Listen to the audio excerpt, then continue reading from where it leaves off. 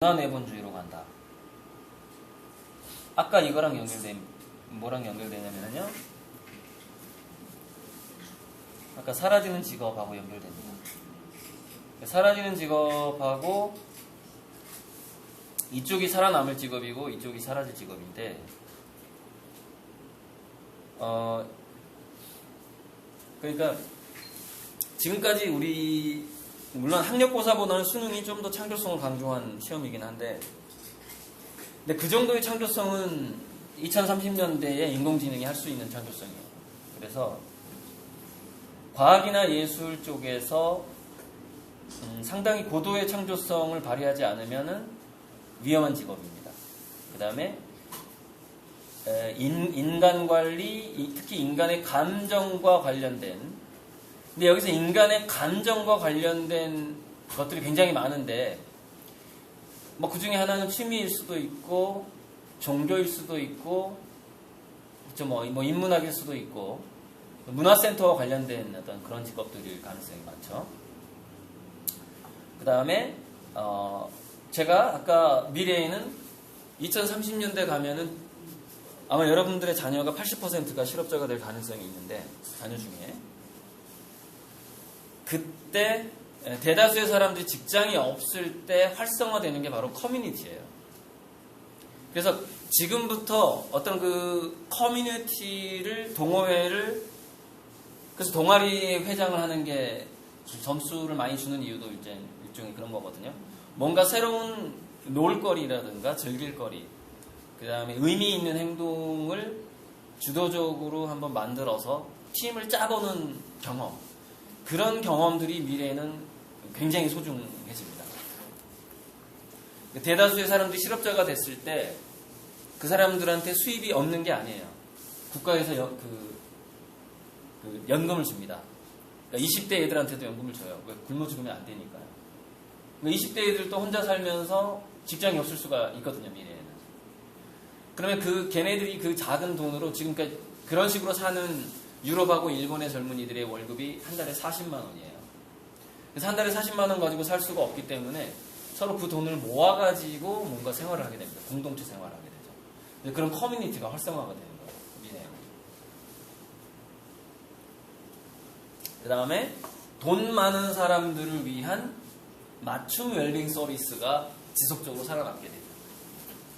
물론 저 맞춤 웰빙 서비스는 인공지능, 로봇들이 또 많이 하게 돼요. 지금 간병 로봇도 나와 있잖아요, 일본에서. 그죠? 냉장고 열고 음료수 꺼내주는 것까지 지금 성공했단 말이에요. 간병 로봇이.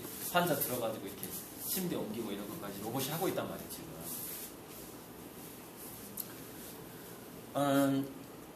자, 이런 추세하고 지금 관련이 되는 거예요.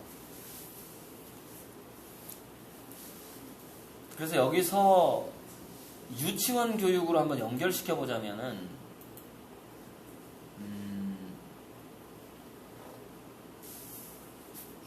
첫째, 저는 유치원 아이들이 속꿉장난 같은 거를 많이 했으면 좋겠어요. 그게 뭐냐면은 창작을 하는 거하고 연결되는 놀이란 말이에요. 속꿉장난을 많이 했으면 좋겠어요. 그러니까 한글을 배우는 시간에 그냥 속꿉장난 하는 게 훨씬 유리할 수 있습니다. 예전하고 틀린 거죠. 우리가 잘할 때하고 완전 다른 거예요, 상황이. 그리고 또 한 가지는 초등학교 들어가기 전에 그림을 통한 한자 교육이 필요합니다. 유치원 때. 인간의 두뇌의 발달 단계로 봤을 때 7세 이전에는 로고 그래픽 시대라고 그래요. 이미지를 인지하는 시대라는 얘기입니다. 7세 이후가 돼야지 알파벳이라든가 한글이라는 것은 어떤 뜻을 가진 기호를 가지고서 상징을 해서 의미를 배우는 단계로 넘어갑니다, 두뇌가. 그러니까 7세 이전에 한글을 가르친다는 것은 창의력을 떨어뜨리는 주범이 될 가능성이 많아요, 그 아이는. 7세 이전에는 속꿉장난하고 한자라는 거죠. 아니, 한자를 그렇게 심각하게 가르치는 얘기가 아니라 여기저기 붙여놓으라는 얘기예요, 그냥. 환경 자체에 저런 모양이 저 뜻을 가지고 있구나만 인식하게 해주라는 얘기죠.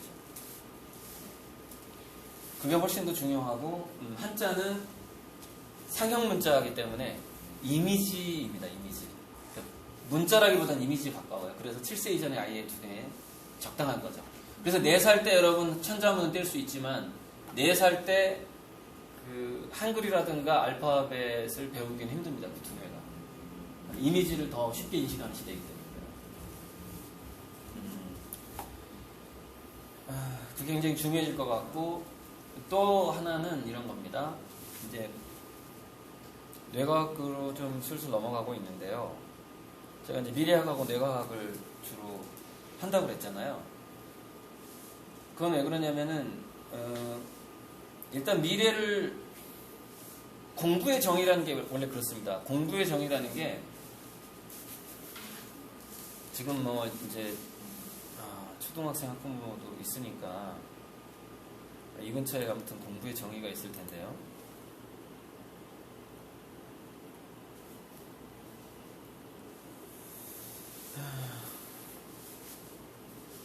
이 근처에 없나 보다. 그런 거예요. 공부의 정의라는 것은요. 애초에 어떻게 시작을 했냐면요. 생존 때문에 시작을 했어요. 생존. 그러니까 국영수 공부라는 게 국영수 공부가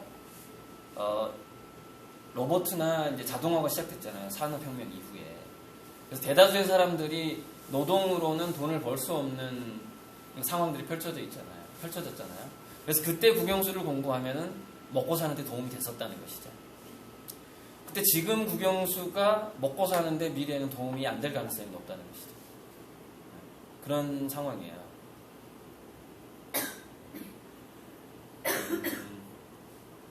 제가 뭐 죄송합니다. 제가 이건가?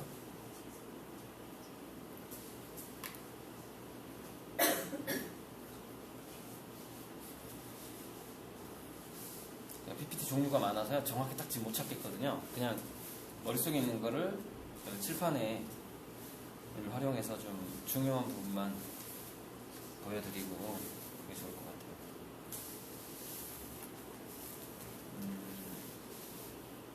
일단은 제가 학부모들한테 강의 시작하자마자 내가 잊어먹을까봐 꼭 먼저 해주는 얘기가 있어요. 그게 이건데요.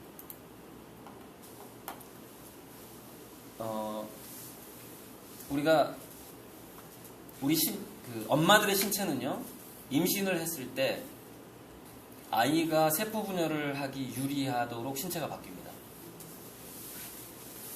호르몬 체계가 바뀌어요. 그리고 세포의 구조가 바뀌는데 세포벽이 느슨해집니다. 세포벽이 느슨해져야 이게 분열하기가 좋겠죠, 그러죠. 우리가 벽돌을 자르기가 쉬워요. 찰흙을 자르기가 쉬워요, 그죠? 찰흙을 나누기가 쉽잖아요. 그래서 세포벽이 약해지는 거예요. 임신을 하게 되면. 자동적으로. 전자기력이 약해진다고 볼 수 있죠. 근데 그때 두뇌의 혈관에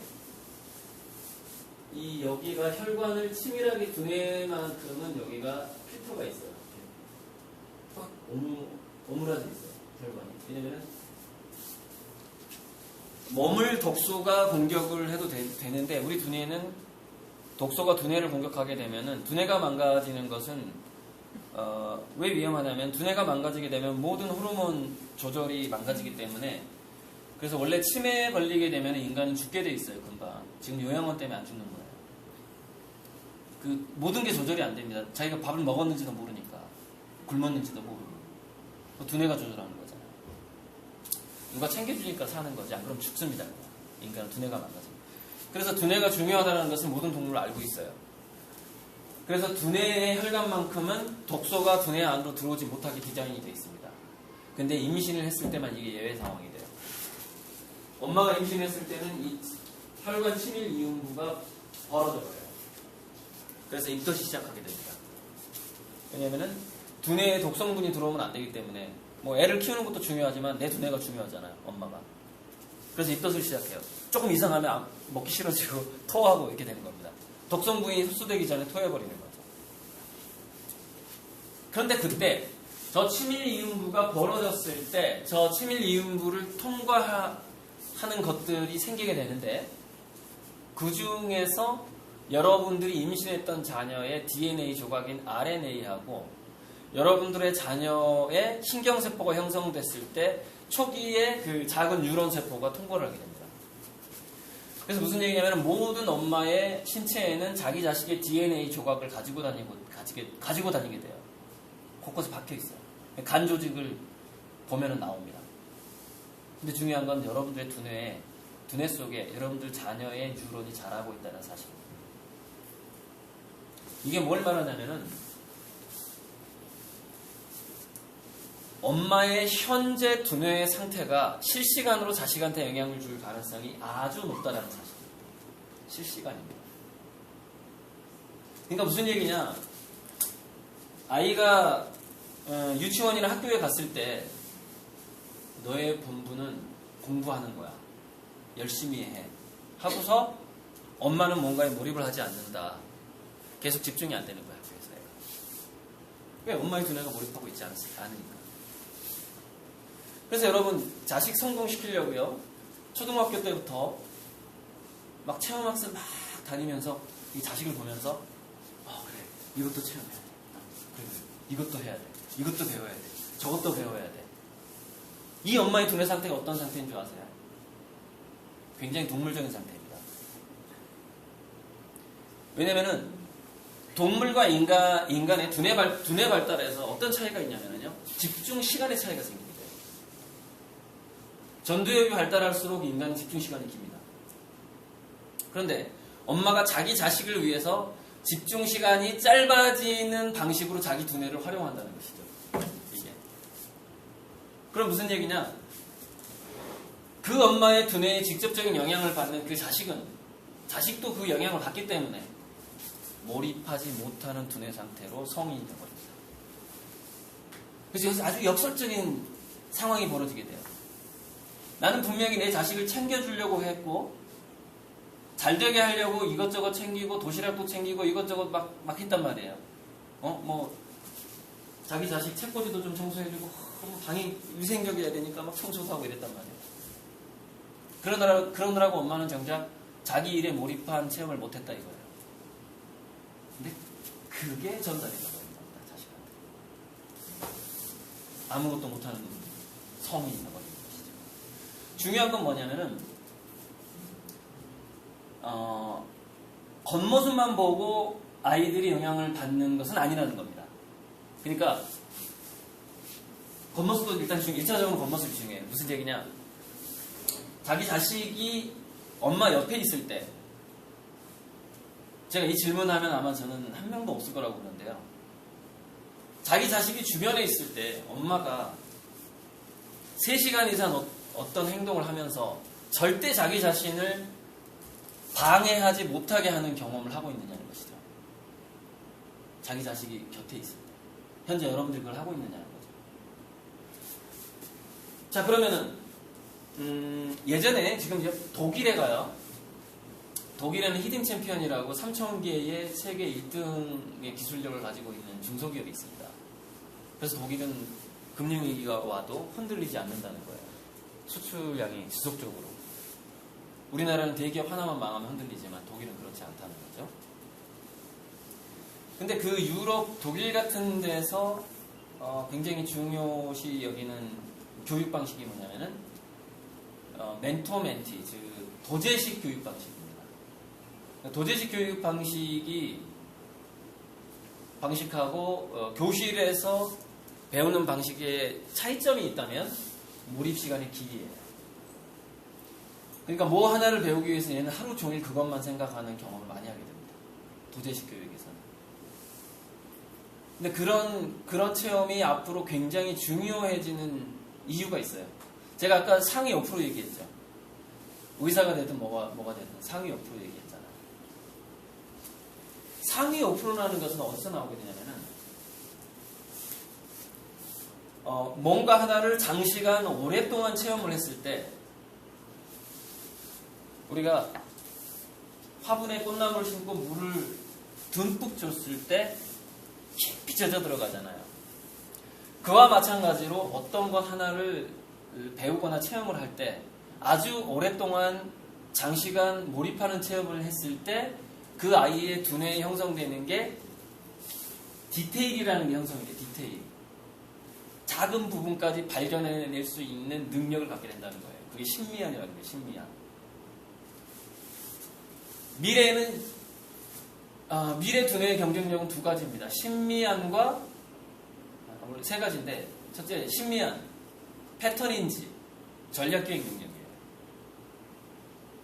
전략기획 능력은 인공지능은 빅데이터 방식으로 해서 모든 정보를 동일한 가치로 다룹니다. 그러나 그 인공지능이 할 수 없는 인간의 능력은 뭐냐면은 다양한 정보가 있을 때 더 중요한 정보와 덜 중요한 정보를 직관적으로 감지한다는 거예요. 근데 이 능력이 없으면 전략기획을 짤 수가 없어요.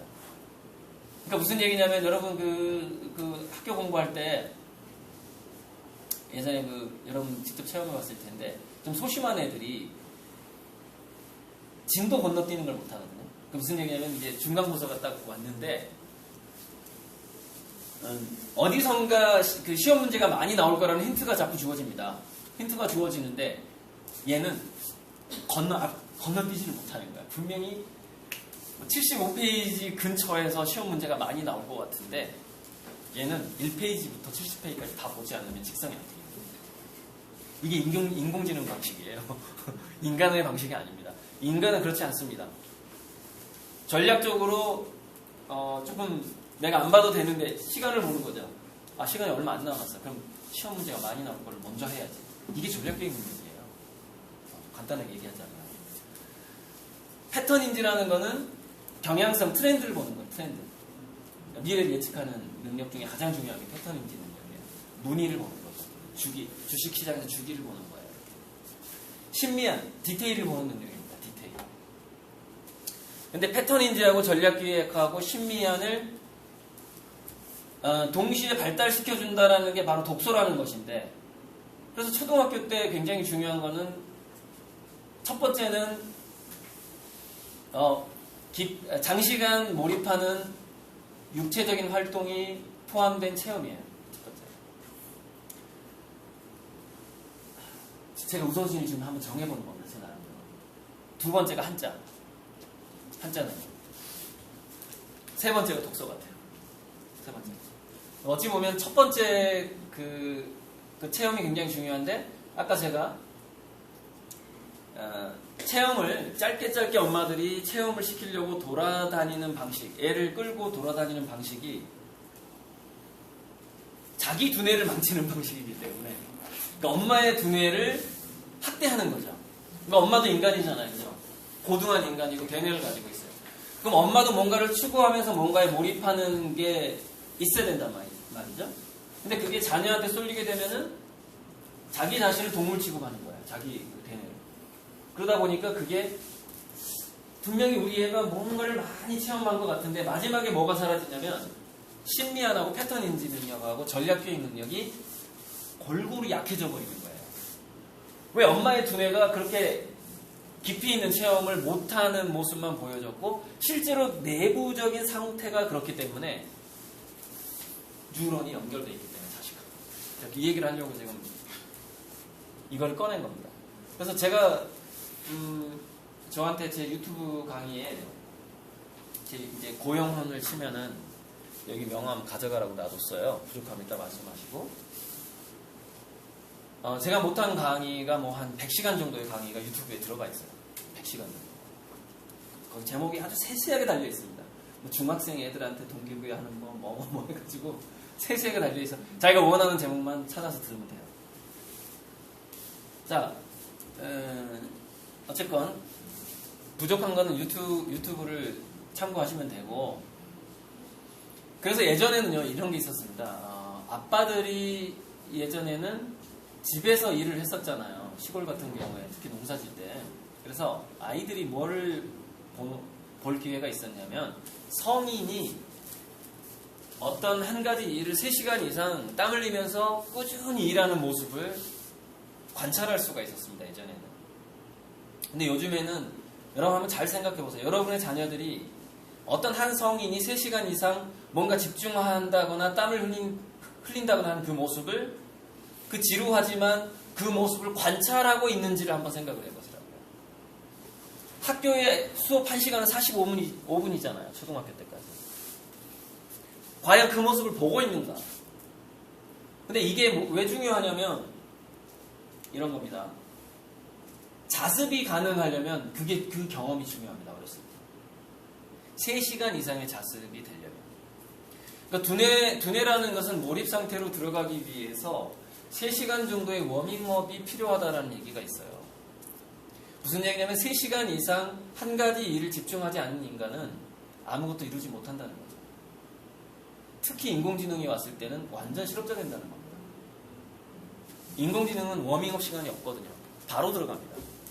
실무에.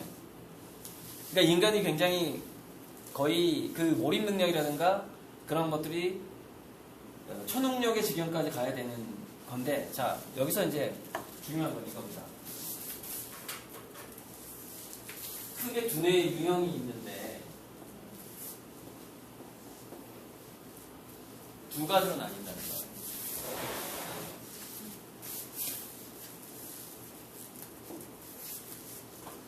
인간은 나이가 들면은 저절로